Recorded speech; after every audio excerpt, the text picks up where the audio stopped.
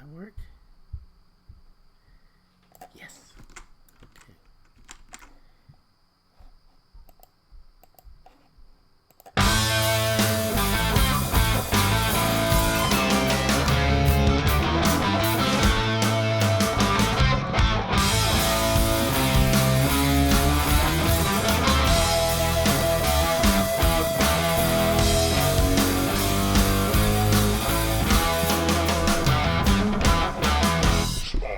Hello and welcome to another Smaulgld live stream. It is Wednesday, the 25th of September, 2019. Tonight's topic, marijuana banking bill passes the House. Tonight we're going to take a look at some law and economics and what's going on with this latest banking bill that passed the House.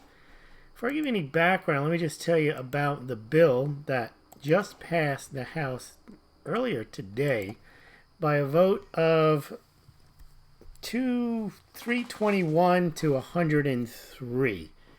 And pretty much all Democrats voted in favor of this bill. 91 Republicans voted in favor, 102 against. So it passed by a wide margin. Now, what is the bill? The bill is called the H.R. 1595 Safe Banking Act of 2019. And the goal of the bill is to create protections for depository institutions that provide financial services to cannabis-related legitimate businesses and service providers for such business and other purposes. Now, there's a couple of legal and constitutional issues here, and then there is a parallel to cryptocurrencies, which we're going to discuss, and then we're going to get your comments on all of this as we go through it. So marijuana is illegal in the United States by federal law. I believe it's not even just it's one of the more highly rated drugs for the federal government. So it's up there with like crack and cocaine. It's not considered a harmless drug. It's not a misdemeanor type offense at the federal level. Now, first question is, under the Constitution, generally, you would think that if the powers are not enumerated to the federal government, then under the Constitution, there's a reserve clause that these types of things would go to the states. No one's really challenged that, and there is a federal drug law. However, in recent years, many states, either because of the desire to get tax revenue from marijuana-related businesses, or because they had a groundswell of public support in their states, have legalized marijuana to varying degrees. Some for medicinal use only, some for recreational use. But there are businesses that are operating within the confines or in compliance with, not within the, I guess within the confines. Every time I hear the word confines, growing up, I used to hear that the Wrigley Fields were the friendly confines of Wrigley Field. It's the only time I ever used the word confines. Certain words just go together, Wrigley Fields and the friendly confines. Now, the states that have this obviously have some very large businesses that either sell the marijuana or provide related services to the marijuana companies. Some of those related services are banking services. And some banks are reluctant to get involved with marijuana companies. And you can understand why. They have a federal charter in many instances. They're concerned that they may be deemed to be part of some type of illegal activity. And they don't want to have their clients, under your know your customer. If you know your customer is selling drugs, then maybe the bank doesn't want to get involved with that.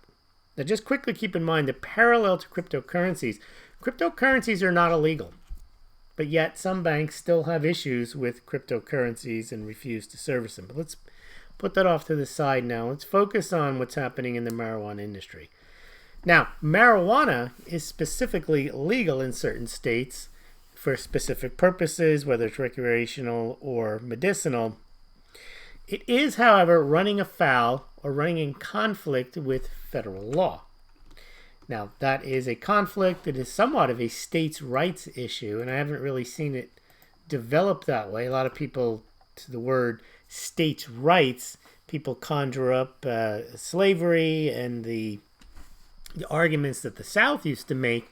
But states' rights are really a non-partisan, they're a neutral right that states have, that if the federal government is infringing on what the state wants to do, now it doesn't mean that the state wants to do something nefarious like slavery, it just could mean that the state wants to do something that it feels, have a right to do, and that the federal government does not have the right under the Constitution to stop them.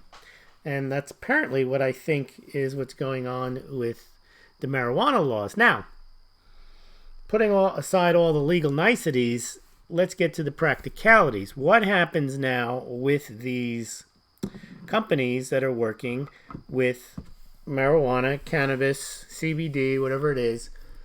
Well, they're starting to grow their businesses, and then their bank tells them, nah, I'm sorry, we can't service you anymore. Now, it's very difficult to run a business without a bank account. Now, you can say, well, they can use cryptocurrency. Well, they can, but there's not a large enough ecosystem, really, for a lot of these companies to operate on. I mean, they may accept cryptocurrencies, but they have to run their accounts, and still at this point in time, you have to run your accounts in dollars. You have to run your accounts through the banking system. You have to pay your taxes in dollars. I know you can pay through cryptocurrency, through BitPay in Ohio, but your federal taxes have to be paid in dollars. And so having a bank account is still in this day and age a necessity. Well, if you are a cannabis company and they cut you off your bank account, essentially you're not necessarily not allowed, but you're hindered from conducting commerce in a state which deems it legal for you to conduct commerce selling cannabis or selling related services.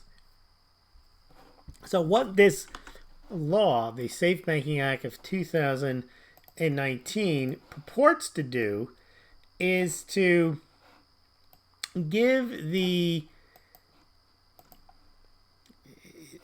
it's not to legalize marijuana. It's to prevent okay, let me tell you what exactly it is. It's to allow the companies access, the cannabis companies access to a banking services. Now, if you think about it, it's a way of the government saying a bank must provide services to a cannabis company, and I suppose they then have to say that they have a safe haven. So the overview says to create protections for depository institutions that provide financial services to cannabis-related legitimate businesses and services provided for such businesses and other purposes. So essentially, they're saying to the banks, okay, go ahead and you'll have to provide services to these companies as long as they are legitimate businesses. We're not throwing away the know your customer. We're not throwing away the anti-money laundering rules. It's just that if they're involved in this, if it's a legal business, you have to service them. And you can say, well, that's fine. That makes total sense. Why should a bank either not be allowed, or from the perspective of the cannabis company not be allowed access to a bank account? Well, now you got the flip side to the states' rights, federal law argument. If the federal law is indeed legitimate and it hasn't been challenged, meaning the federal drug laws, as one could argue that there's no need for federal drug laws, that each state could have its own drug laws, just like each state has its own certain regulations that are outside. But more and more today, everything comes under the general welfare clause and interstate commerce, so the federal government creates laws on everything. But that's not how it was intended to be. But in any event, once you get to the point where the federal government has this law, and it's not challenged to the point where it has been deemed unconstitutional, there is a federal drug law. There are state drug laws that are in contradiction to the federal drug law. So how is it then that the Congress can pass a law? Remember, the Congress is at the federal level, saying that a bank or financial institution, depository institution, is okay selling to drug dealers, because that's what these companies are, at least according to the federal government. The state has a different view on them. The state says that they are legitimate businesses because they do not run afoul of the state law of which they are conducting business. But wait a minute. The federal law says that they are. So how can the Congress say that the banks are not going to get any type of face any consequences for working with drug companies, illegal drug companies? So that's really where you are now. House passed this. The House, as you know, recently turned into the Democratic majority, as we saw recently with all of the impeachment talk with Donald Trump. The Senate is Republican by about 3 or 4 votes. It may pass the Senate. I haven't seen the roll there or what the potential is there. Even if it does pass the Senate, I would imagine this is something Trump would veto. So I'm not expecting this to pass. And in a way, it's a Band-Aid, because it's in Congress to have the ability for the Congress to say banks can work with companies that are violating federal law. Now think about that. That doesn't make any sense. The real issue with a lot of people who are for marijuana reform are saying to either eliminate the federal law on marijuana or harmonize it with the states, or just somehow create some type of exemption that would allow a state to override, which generally they would not do. So the federal statute, if they were to rewrite it, would either take marijuana out of the drug laws or would lower the penalties such that if they decriminalized it, then the states would be free to regulate it on their own, and it wouldn't run afoul of a federal prohibition because the federal law would not have a criminal penalty attached. That's probably how the reformers probably want it to go. Now, let's apply this now to cryptocurrencies. Cryptocurrencies have the same issue, but they do not have the illegality of marijuana. There's many states have actually recognized cryptocurrencies. Federal government has not in any way, shape, or form. There is no criminal penalties attached to cryptocurrencies, either in their ownership, their creation. The only federal laws that apply to cryptocurrencies are securities laws, and you can issue cryptocurrencies pursuant to the securities laws. In fact, the SEC has a page, sec.gov/ICO. Now, it's illegal to issue cryptocurrencies or securities tokens if they should be registered with the SEC and you don't do it. But there's no law against the existence of cryptocurrencies like there is a federal law against the possession, use, sale, cultivation of marijuana. However, there are banks that will refuse to do business with cryptocurrency companies that are engaged in cryptocurrencies. Now, France has come up with a rule that says that they, similar to this type of rule here, the Safe Banking Act 2019, that says that French banks, if they're dealing with a legitimate business, a legitimate crypto company, that they have to provide banking services. Well, that type of law isn't hard to square with rules and regulations, because if cryptocurrencies aren't illegal, then the only reason a bank could refuse a cryptocurrency company, just like they could refuse any company, is if they're concerned about anti-money laundering and know your customer laws. But as long as the company that's providing those services can meet those requirements, there's really no reason why a bank would not provide those services. Now, this also gets to another tricky situation with taxes. One of the other reasons that you can get proponents of this bill on board, so for example, the Safe Banking Act of 2019, obviously there are going to be Democrats that are in favor of this because a lot of the Democratic states, California especially, have legalized marijuana to a certain extent, and they want to make sure that these businesses can thrive and not have the banking system refuse services. But there's also there's something in it for those who want law and order. And I know it sounds like a contradiction. You want law and order, so then why would you allow banks a specific exemption to deal with these marijuana drug companies if marijuana is illegal under federal law? Well, the flip side to that is that marijuana companies that are denied banking services are going to do cash. And if they do cash, well, then they can avoid taxes. And if they can avoid taxes, they can also do a lot of other things. Companies that have large amounts of cash flowing through their coffers can do more than just tax evasion. They can fund terrorism. They could be subject to extortion. They can get ripped off. There's a lot of things can happen when companies are running cash business. Now, for the most part, these companies don't want to be cash businesses, but they're kind of forced to.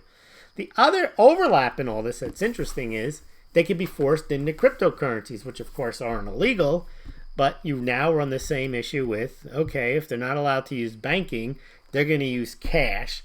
Doesn't say this in the bill, but they're going to use cryptocurrencies, which conceivably could lend itself to tax evasion, money laundering, and so on. So you could see some of the Republicans voted for this bill because they've got the same issue. They have the same issue, or they're aligned with those that want the marijuana companies to exist and thrive. Well, they're not interested in that. They don't want the marijuana companies to exist and thrive. And Trump is probably of this mindset. He's against cryptocurrencies. He's probably also very against marijuana. But I think also, just like Mnuchin, these guys are very much in favor of command and control. And if there's a situation where there can be money laundering, there can be terrorism, they want to jump on that, and they want to make sure that these companies are not doing cash-only business. Now, Jeff Sessions, the former Attorney General, he took it upon himself. He's no longer the Attorney General. I don't know what Bill Barr's view on this is. His view was, and I can understand it from if you are representing the federal government, if the law is that marijuana is a class whatever drug and it's illegal under federal law, then you want to go after the states that are actually promoting it and saying, no, it's not, it's legal. It's the same view. It's consistent with the view at sanctuary cities. The states are saying, or cities are saying, certain states are saying as well, we don't have to abide by federal law. We can let migrants and legal immigrants into our state and we can do whatever we want with them. Federal government is saying, no, there's a law against that. And the states are saying, no, we're our own sovereign state in that respect. And they're saying the same thing with marijuana. Now, Jeff Sessions was consistent on both. He was saying federal law is federal law, and the states don't have a right to make up their own laws. So that's where we are with this. Now, I don't think this is going to pass. I think the House passed it. It's got wide support. I mean, it did pass by a pretty wide margin. It got a decent amount of Republican votes. Obviously, Normal supports it.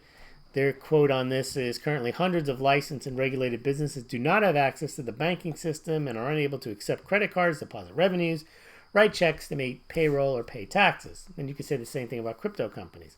The situation is untenable. No industry can operate safely, transparently, or effectively without access to banks or other financial institutions.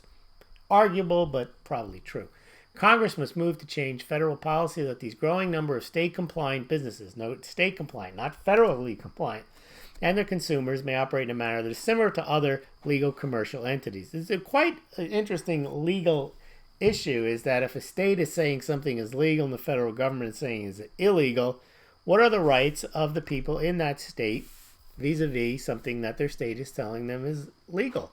Because if something is legal, then you have all the rights. It's not a limited right. You have total legal right to exercise and behave under the laws of the land, or laws of that land, or laws of that state that say it's legal.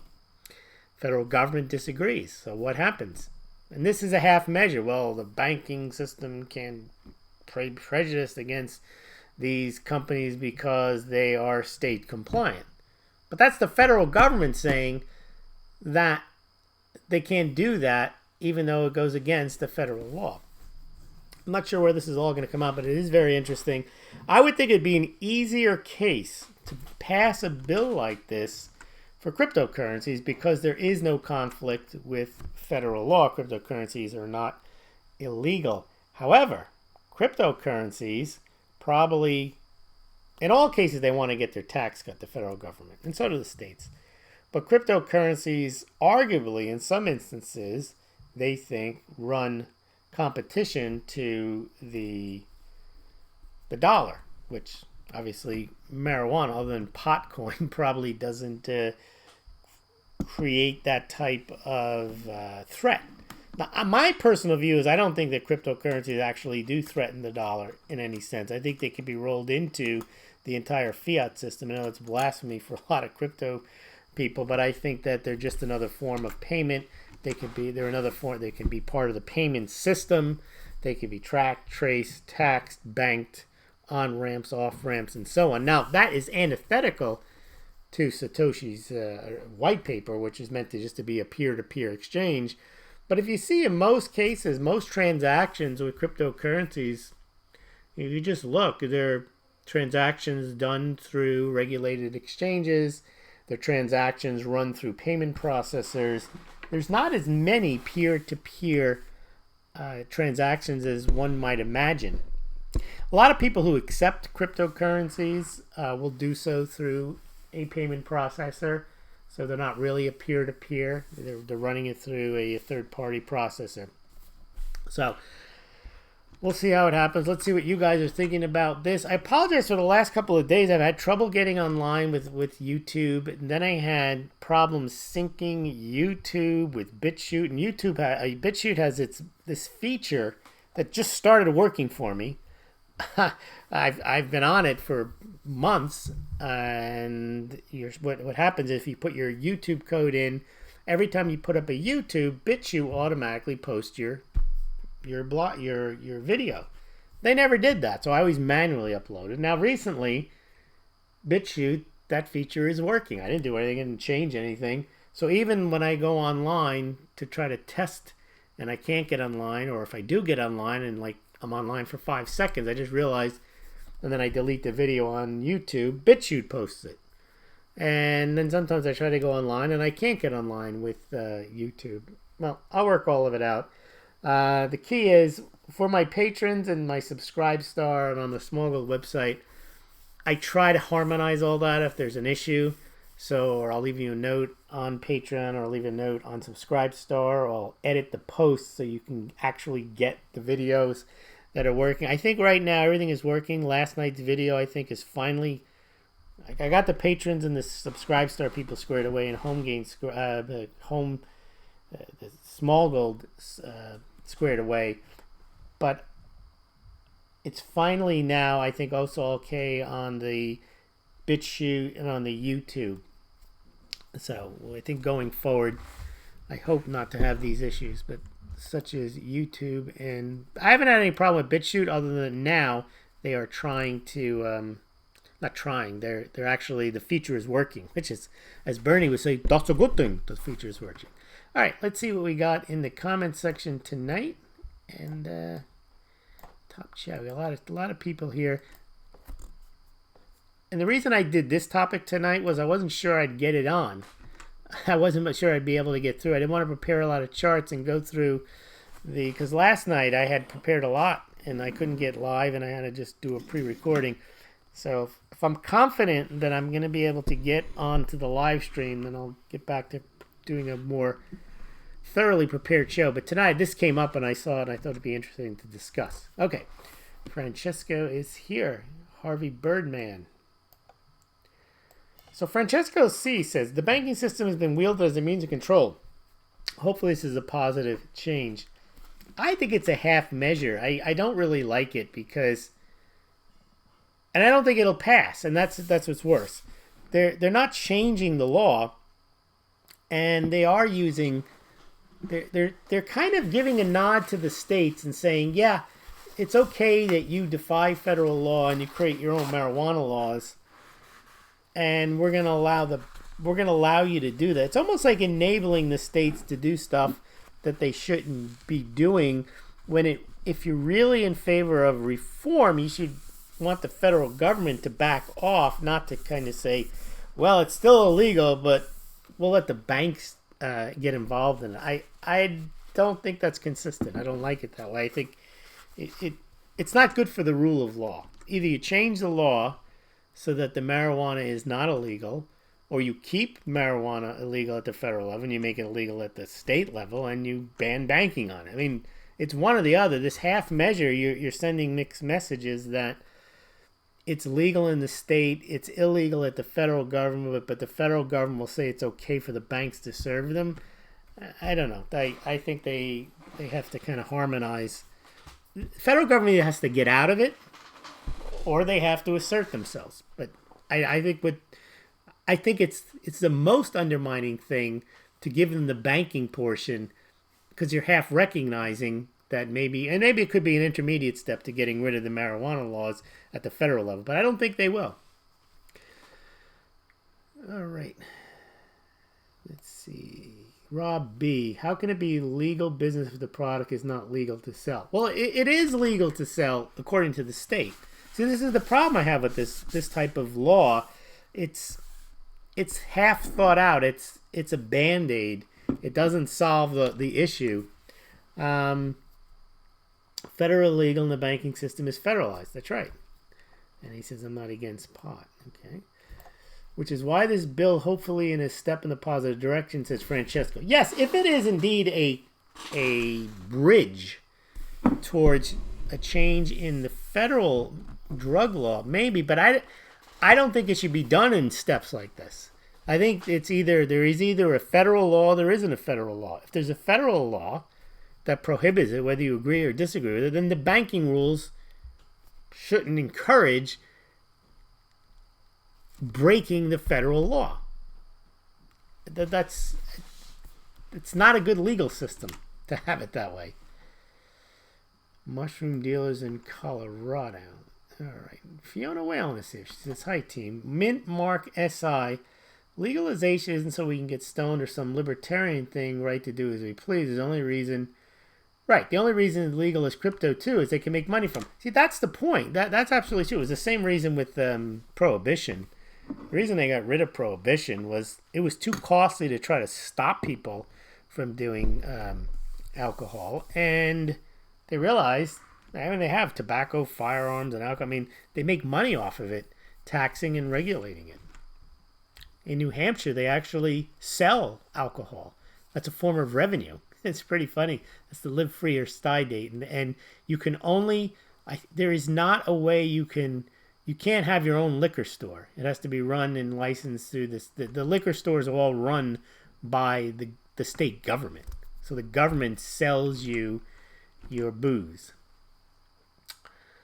It's all about capturing value, he says. All right. Fiona says, Smaulgld, what's your opinion on the latest impeachment and development? Well, there's zero chance. First of all, impeachment ends up being a political activity. Impeachment is meant for high crimes and misdemeanors, and then a trial in the Senate, and then if the Senate says presided by the Supreme Court, the Supreme Court justice, then if the person has done something wrong, then he gets booted or she gets booted. In this case, it's so obvious that it's just they want to get rid of Trump. and they don't have a crime. And I was very confused. All of a sudden, this Ukraine thing comes up, and they're like, yeah, that's it. We're going to impeach him on that. But unfortunately, for the Democrats, they had it from a whistleblower who did not even present himself or herself to the Congress, did not really even present any documentation, and apparently wasn't even a first-hand witness to whatever the supposed crime that would be impeachable was. They just said, well, if this, if true, then we got to impeach. And so Trump says, all right, well, I don't really want to release this transcript, but here you go. I'll release it. And then, of course, they were forced to, no matter what was in the transcript, to have to say, aha, see, we were right. I'm really confused at the strategy, first of all, of impeachment in general. Because I think you really do need to have a smoking gun. You can't just have a lot of people against the president. I mean, you vote him out in 2020. What's the point of impeaching him a year in advance? And a lot of people are saying it's because they don't think, there's a few who've actually said they don't think they can beat him, so they have to impeach him. That actually weakens your position. That actually makes all of your candidates weaker. Because if you can't pull off the impeachment, well, that makes your Congress weaker. That makes your senators weaker. So why bother? I mean, stick to the issues, stick to the facts. Try to beat the guy at the ballot box. Try to become better Congress people and senators so that you win re-election. I just don't understand this impeachment thing when there doesn't seem to be a groundswell for it, and there doesn't seem to be an actual crime. I mean, you need high crimes and misdemeanors, and presidents can talk to other world leaders, and who's supposedly listening in and making these determinations that what he's doing he shouldn't do? They're supposed to second guess what he's doing. So I don't think it's going anywhere. And even politically, I don't think it's going anywhere. I'm not quite sure what the point of it is. Who looks good in this? I don't think anyone looks good in it, but I don't think it's... Trump has already weathered the Russian collusion and a bunch of other, taunts thrown at him, and now conversation he had with the Ukraine president, who they had a press conference today. I'm not together, and it just seems like there's a lot of nothing there, and I don't know why they're doing it. Trump's approval rating is what it is. I mean, it hasn't gone much lower or much. It's actually gone up a bit. So you actually are just when you do things that are political, where you don't have the chance to actually win over new people, all you're doing is you're solidifying your own support. But you really have to win over the middle. You have to win over the people who aren't foaming at the mouth on your side. And I don't think trying to impeach him is going to win over people in the middle, because they've heard bad things about Trump for 3 years. I mean, if you haven't become against him by now, him talking to a Ukraine president about Biden, and when that comes out, I mean, Biden actually, apparently, they keep saying, oh, it's just a conspiracy theory. Well, investigate that and see how well Biden comes out of his son making a lot of money out of China and Ukrainian deals. So I'm not a fan of I don't like things that aren't logical, and it doesn't seem that and just as you heard my analysis here on this marijuana thing, it's got nothing to do with whether I'm for or against marijuana or I'm for or against Trump. I don't like to see ill thought out, illogical activities and expect people to accept them because they're packaged up nicely. Oh, this is good. Then the banks can't be against the marijuana industry, so everything is fine. No, it's not fine. It's not the way you write laws, because you're writing a law and you're contradicting your own law, saying the banks can deal with illegal drug dealers, because that's what the federal law says that they are. And it's the same here. If you're going to impeach somebody, then you have to have valid reasons. Not, I just don't like the president. I've always liked him. He's a crook. He must be guilty of something. no matter what your view is of the president, that's not how you go about it.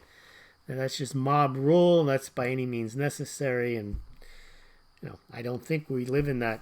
That's not what the United States is supposed to be. So, all right, let's see what else do we have. Michael Gay, they have no strategy, they're just driven by their cult of personality. And how everyone feels, not laws, just how we all feel. Well, that is true, unfortunately. And this goes to my whole shtick on my channel versus the pumpers. People like to think that they're even-minded. People like to think they don't like to listen to nonsense, and the people that do are sheeple, and they'll believe anything. But I'll tell you, people will believe, if it's something that supports their case, they'll believe anything. You just hear it right now. The Fed is just lending out money to the banks. They're bailing them out. No, they're not. You want to be against the Fed, and then you just pull into these channels and listen to everybody talking about the Fed's a pawn shop. And you get all riled up. People will believe what they want to believe. They have no value, no logical value, but they'll get logical, and they have the capacity to be logical if it's something they disagree with. Well, then they'll apply logic, and they'll say it's hypocritical. But if it's for their own cause, they'll go along with it. And that's what the Democrats are doing. They'll just go along with impeachment because, we got to get rid of them. So, yeah, we got to get rid of them. So, what logic? What law? What provision in the Constitution? Who cares? All right, so Francesco, back to the topic. PA is scaling its medicinal program so fast dispensaries can't keep inventory, okay? This actually progresses as it will help each state's economy at a legal medicinal. So jobs and taxes over religious anti-cannabis stance seem to be where Trump might just be at. Anyway, thanks for the video. But again, you see, you're making an argument for, I guess I always look at things as a judge would look at them, not as a political partisan. I can't support a law that undermines an existing law. And that's what this particular banking law does. It undermines the federal law. It doesn't mean I'm in favor of the federal law. It just means that we have a federal law. And undermining with the banking, no matter what good you might think it might do, because it might be a progression, that's not the way to go about it. PA can only sell cannabis grown in the state, so it does have an effect. Now, the argument you could make, if you're in favor of marijuana at the state level, is that the states should tell the federal government and bring a lawsuit to go pound sand that the federal law is unconstitutional. This is not an enumerated power to the federal government to regulate the drug laws, and the states have a legitimate right to regulate drugs in their state. Now, they're going to argue interstate. They'll probably lose because there's so many interstate commerce Supreme Court cases, but still, that's where they could make their stand, but they know they can't do that. So the political thing to do is to try to get some relief through the banking laws. I don't know. It's just a half measure. All right, what else do we got before we go? Let's see what we got here. Fiona, both Russian collusion and now this Ukrainian theme are beyond bizarre. It's bad for the U.S. reputation, not even funny. Well, the Russian collusion thing, in retrospect, that was an elaborate scheme. And there's a lot there. And then it took on a life of its own. Once the scheme was launched, then they got to watch Trump for 2 years and try to catch him for obstruction of justice. This one is just a phone call that somebody might have heard. You cannot build an impeachment case on the fact that something came up and they talked about this and that on the phone call. That's not an impeachable event. Presidents talk to people all the time and they kind of half horse trade. And there was no, to me, there's no smoking gun there. There's no crime committed. At worst, you could say, he doesn't like Biden. But on the flip side, Biden has a lot to answer to as well for his dealing with the. Let's see his transcripts of conversations with Ukrainian leaders. This can be played both ways. Francesca says, agree, the federal law mess is just a mess. Yeah, it is. And I don't know whether you fix something by making, it's just another mess by trying to say, well, okay, the states are kind of in a bind. These guys are legal businesses. They got the state telling them it's okay. They've invested money. They got payroll to meet, and the bank says we can't deal with you. That's a problem. But that's the risk you take when you go into business, knowing that the state tells you it's okay, and the federal government tells you it's not okay. Then the federal government's going to give you relief on the banking side, but still. And if you think about it, that actually helps the banks more than it helps the marijuana companies, because guess what? If the federal government decides to go after those marijuana companies, they won't go after the banks. They'll say, well, we gave you that exemption. We said you're okay. But those drug dealers, we're going to get them. So that's why I don't like this. I don't like it at all. Well, the pot dispensers having issues getting their cash banked. Yes, that's the point. And the reason they're in cash in the first place is because in many instances, they're not banked.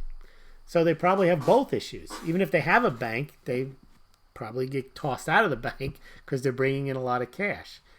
So what the government wants is this is the cashless society concept, right? They don't want them to have, they want everything tracked and traced. Cash is the worst thing for the government because then these companies, not only are they illegal, according to the federal government, they could be doing all kinds of stuff with the cash. So what they're saying is some of the people in the federal government and the legislature is, well, we'll at least get to track it and we'll at least get them into the banking system where we can watch what they're doing. Okay, that's still, you want to watch what they're doing, even though what you're saying is illegal. I mean, I'm sorry, if there's a federal law, then they should shut them down. Now, I'm not saying it's my point of view. I'm just saying if there's a federal law that says they're doing something illegal, and they either got to change the law so it's not illegal, or they have to go and arrest them. They can't allow the states to decide what's legal and what's not legal when there's already a federal law. Because you remember, there's a thing called the Supremacy Clause. If there's a federal law and it's deemed constitutional, then states can't make up laws against it. They can't counter and make up a law. Wow, that's the federal. That's why states succeed. They say no, we don't want to listen to the federal government. But in this case, they have no interest in seceding. They want to stay in the federal government, in the federal system, as a state of the United States and defy its laws. That's the worst of all worlds, legally. All right, Michael, Francesco, and the rest of you for joining. Thank you very much for joining me tonight. I think I should be able to come back on tomorrow night. We'll get back to the cryptocurrencies, the gold and silver, which are moving. I mean, there's big movement in the last couple of days. If you missed last night's video, it was pre-recorded, but I did get it back up, as I mentioned, Subscribestar, Patreon, but it's even now available to the public at Smaulgld.com, and also it is on BitChute and YouTube. So thank you very much for listening, and we'll see you all tomorrow. And if you enjoyed, please consider donating via PayPal or Patreon or Subscribestar, or via the peer-to-peer Bitcoin, Litecoin. Or you can do the old snail mail donation check. Never had a money order, but cash, silver, gold, whatever you'd like to send. Or consider buying your Smaulgld mugs and other paraphernalia. The word paraphernalia also, to me, it goes with drug. But you can have Smaulgld paraphernalia, and it's not drug paraphernalia. Or you can buy your precious metals through the Smaulgld affiliate links at SD Bullion, Money Metals Exchange, and SD Bullion, Money Metals Exchange, and Golden Eagle Coin. Yep. So thank you very much, and we'll see you tomorrow.